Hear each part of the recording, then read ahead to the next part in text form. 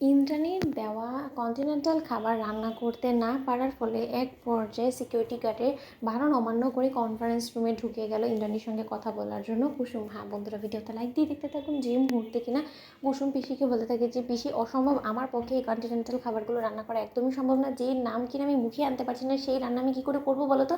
এবং তোমরা ওসব কী বলছিলে ইন্টারনেট ঘেটে নাকি সেসব করে আমার বাবা রান্না হবে না, তাই আমি বলে দিচ্ছি আমি বরঞ্চ দেবীমার কাছে গিয়ে এই সম্পর্কে কথা বলিনি। অন্যদিকে যখন পিসির বারণ অমান্য করে সিকিউরিটি গার্ডের কাছে গিয়ে হাত জোর করে কুসুম অনুরোধ করে বলতে থাকে যে দেখো কাকা, আমাকে একবার শুধু ভেতরে যাওয়ার একটু সুযোগ করে দাও, কারণ ভেতরে যদি আমি এই সময় না যাই তাহলে অনেকটা দেরি হয়ে যাবে, এবং যদি দেরি হয়ে যায় তাহলে কিন্তু গাঙ্গুলি পরিবারের মান সম্মান সব কিছু ধূলিসাৎ হয়ে যাবে এবং দেবীমা আবারও আমার উপরে ক্ষিপ্ত হয়ে রুষ্ট হয়ে যাবে, সেটা আমি কোনো মতেই চাই না, তো আমাকে একবার ভেতরে যাওয়ার সুযোগ করে দাও।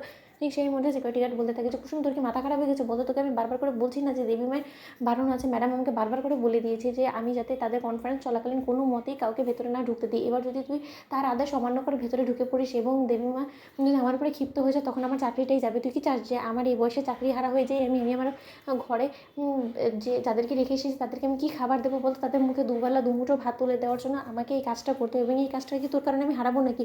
আমার কি মাথা খারাপ হয়ে গেছে নাকি? তোকে যেটা বলছি তুই সেটাই করতে, এখান থেকে দূর হয়ে যায়। ঠিক সেই মুহূর্তে যখন কিনা কুসুম সেই সিকিউরিটি গার্ডের বারণ অমান্য করে চলতি সেই কনফারেন্সের রুমে ঢুকে পড়ে এবং বলতে থাকে যে আপনাদের কাছে আমি হাত জোর করে ক্ষমা চেয়ে নিচ্ছি যে আপনাদের এই চলতি কনফারেন্সের মধ্যে আমি ঢুকে পড়েছি। আসলে দিদিমা আমি কোনো মতে এই কাজটা করতে চাইনি, আসলে রীতিমতো আমি এক পর্যায়ে বিপদে পড়ে আপনার সম্পন্ন হয়েছি, কারণ আমি খুব ভালো করেই জানি যে আপনি যে লিস্টটা দিয়েছেন যে খাবার দাবারের সেই খাবারটা কোনো মতে আমার ধারা। এই কথা বলার পুরোটা ওঠার আগেই যখন দেবলীনা মাঝখান থেকে এসে বলতে থাকে যে হাউ ডেয়ার ইউ, সিকিউরিটি কোথায়? সিকিউরিটির নজর এড়িয়ে তুমি কী করে কনফারেন্স রুমে ঢুকে পড়লে? কুসুম বলো তো, তোমার লজ্জা করছে না?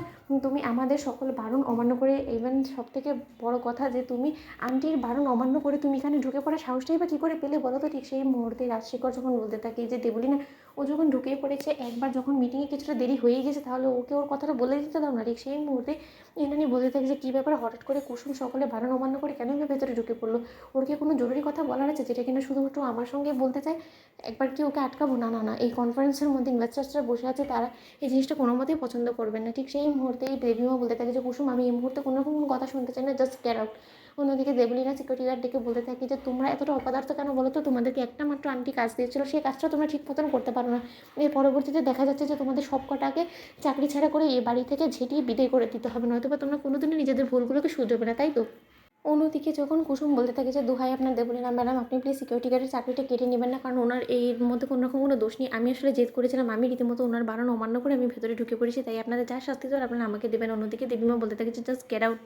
কুসুম, আমি যেটা বলছি সেটা করো। তো বন্ধুরা, লাইক কমেন্ট শেয়ার করে সাবস্ক্রাইব করতে ভুলো না।